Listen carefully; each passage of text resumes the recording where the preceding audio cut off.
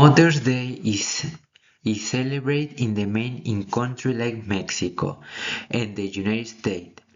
It started in the early 20th century.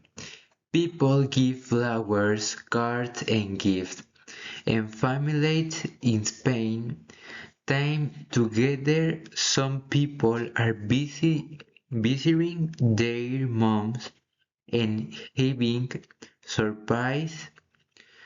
Not all families are celebrated in the same way. Typical food include breakfast in the bake